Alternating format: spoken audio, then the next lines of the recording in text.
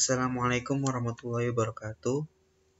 Perkenalkan, nama saya Mujadid Baran Gibraltar. NIM saya 22121811053. Saya dari kelas E, Teknik Elektrounjani angkatan 2018. Di sini saya akan menjelaskan mengenai wireless teknologi. Apa itu wireless teknologi? Wireless adalah jika dari arti katanya dapat diartikan tanpa kabel, yaitu melakukan suatu hubungan telekomunikasi menggunakan gelombang elektromagnetik sebagai pengganti media kabel. Nah, ini ada beberapa kelebihan dan kekurangan wireless. Nah, untuk kelebihannya antara lain pembangunan jaringan yang cepat, mudah dan murah untuk direlokasi. Ketiga, biaya pemeliharaannya murah, infrastrukturnya berdimensi kecil, mudah untuk dikembangkan, sumber-sumber file bisa pindahkan dengan mudah tanpa menggunakan media kabel, dan yang terakhir untuk mudah sekali untuk di setup dan juga handal sehingga cocok untuk pemakaian di kantor maupun di rumah. Nah, untuk kekurangannya, yang pertama yaitu keamanan atau kerahasiaan data rentan, interferensi gelombang radio, delay atau kelambatan yang besar, biaya peralatan rata-rata mahal, produk dari produsen yang berbeda-beda kadang tidak kompatibel atau cocok. Untuk selanjutnya di sini ada wireless system teleponi. Nah, ini adalah beberapa contoh untuk sistem dari teleponi sendiri. Nah, ini untuk IP softphone yaitu telekomuter, dan ini terkoneksi kepada jaringan internet dan membagikan ke branch office atau ke ISR router dan disambungkan ke head office. Nah, untuk wireless IP phone user, dia terkoneksi kepada jaringan dan dia mengindikasikan kepada head office untuk membagikan koneksi dari user untuk penggunaan phone. Nah, yang selanjutnya itu multiple access.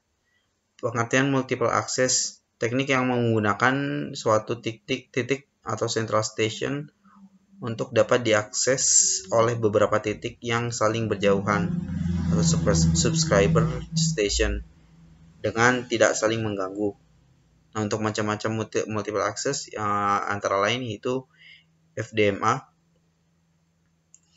Karakteristik FDMA, frekuensi agility, terminal pelanggan harus mampu tuning ke salah satu frekuensi yang tersedia secara otomatis.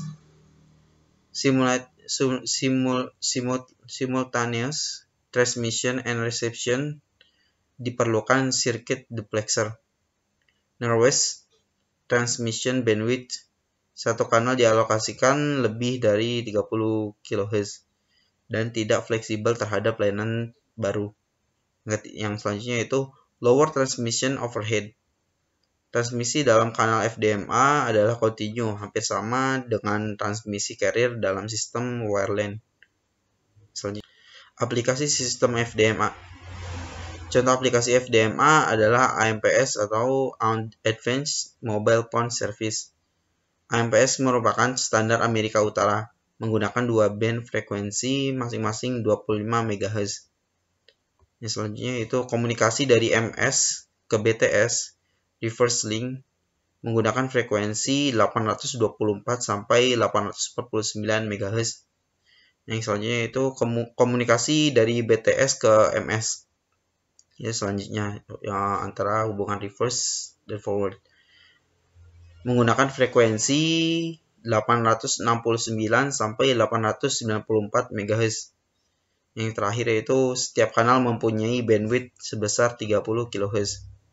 Untuk TDMA, karakteristik dari TDMA sendiri yaitu multiple circuits per RF carrier. Multiplex sistem TDMA mulai dari 2 sampai dengan 30 sirkuit per RF carrier, tergantung aplikasinya.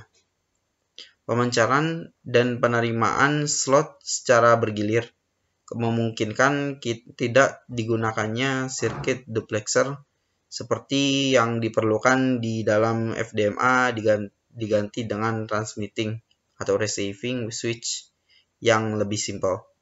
Selanjutnya itu bandwidth transmission yang lebih besar, biasanya 20 sampai dengan 300 kHz, dapat memperbaiki performansi akibat interferensi dan multipath fading, lebih fleksibel untuk layanan baru.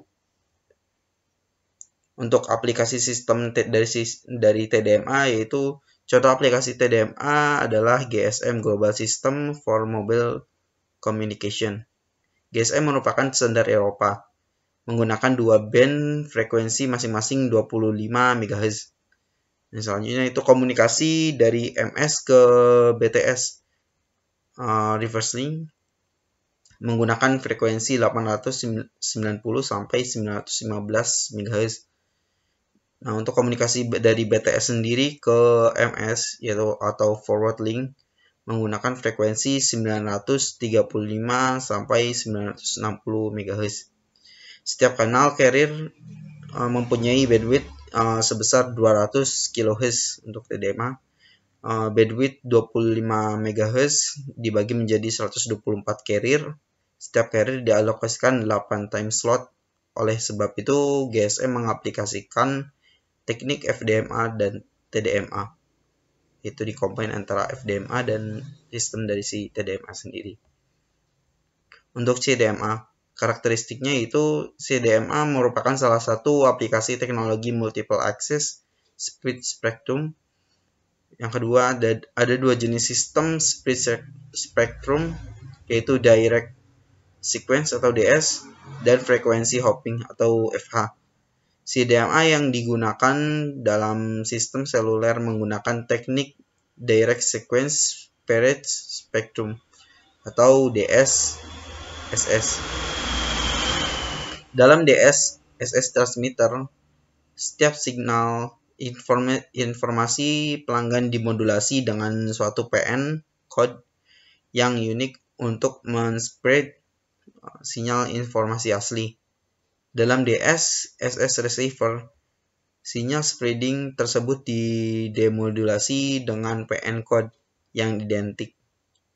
Yang terakhir yaitu rasio antar bandwidth dari spreading signal terhadap sinyal informasi aslinya.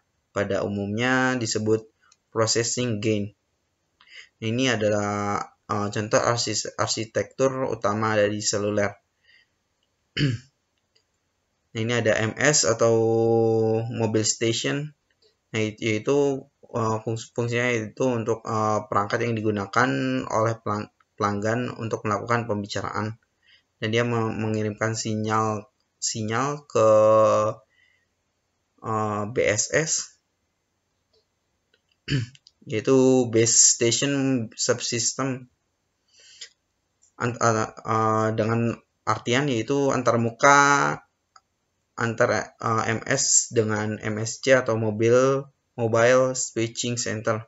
Pada sistem seluler GSM, BSS sendiri dari base transceiver station atau BTS, base station BSC, itu untuk controllernya. Nah, untuk BSC di sini yaitu sebagai penghubung antara BTS ke MSC. Di sini MSC membagi sinyal ke antara PSTN, EIR, AUC, HLR, OMC, dan VLR. Nah, untuk definisinya yaitu di sini ada network switching subsystem NSS. Itu dibagi menjadi 5, yaitu yang nomor 1 yaitu mobile switching center yaitu MSC.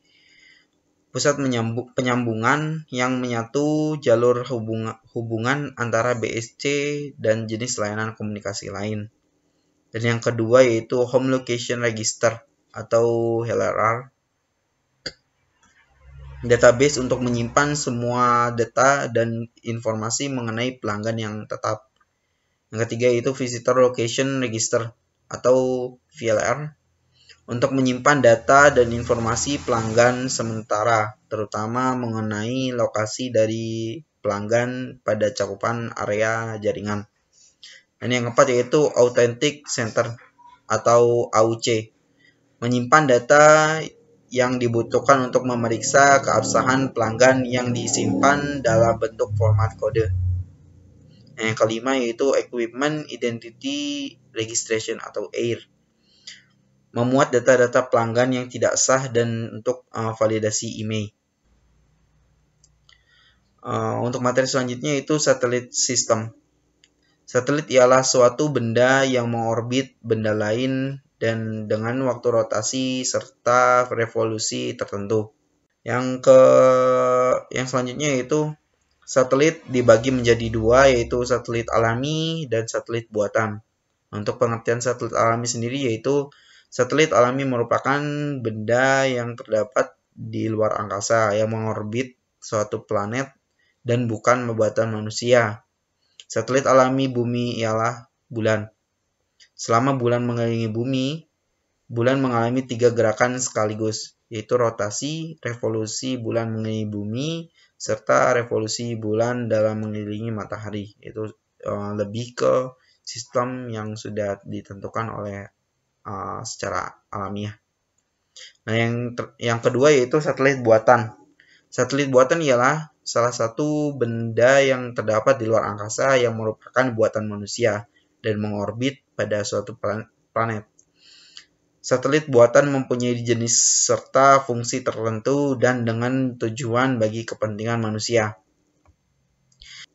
Nah, berdasarkan dari ketinggian garis edarnya, satelit dapat dibedakan menjadi 3 macam, antara lain yaitu satelit LEO, Low Earth Orbit.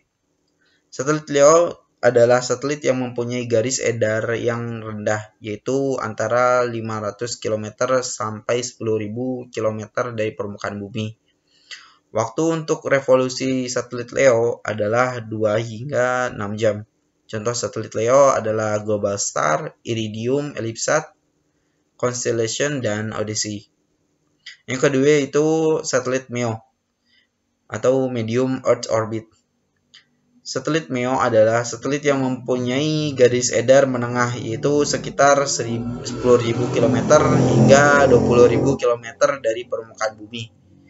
Waktu untuk revolusi satelit MEO hingga 6 sampai 12 jam. Yang ketiga yaitu satelit GEO atau tingkatan paling ujung untuk tingkatan jauhnya antara MEO dan LEO. Satelit GEO adalah satelit yang berada pada orbit geostasioner, yaitu sekitar 36.000 km dari permukaan bumi. Orbit stasioner merupakan orbit yang dapat mengakibatkan waktu revolusi satelit GEO sama dengan rotasi bumi, yaitu 1 hari. Contoh satelit GEO adalah satelit Palapa dan satelit Intelsat. Yang selanjutnya itu materi untuk Bluetooth. Bluetooth adalah perangkat teknologi komunikasi data tanpa kabel atau wireless yang berfungsi sebagai media tukar-menukar data antara beberapa perangkat elektronik seperti mobile PC, mobile phone, PDA atau personal digital assistant, headset, kamera, printer, router, dan sebagainya. Bluetooth beroperasi dalam pita frekuensi 2,4 GHz dengan kecepatan transfer data tidak kurang dari 1 MB per second.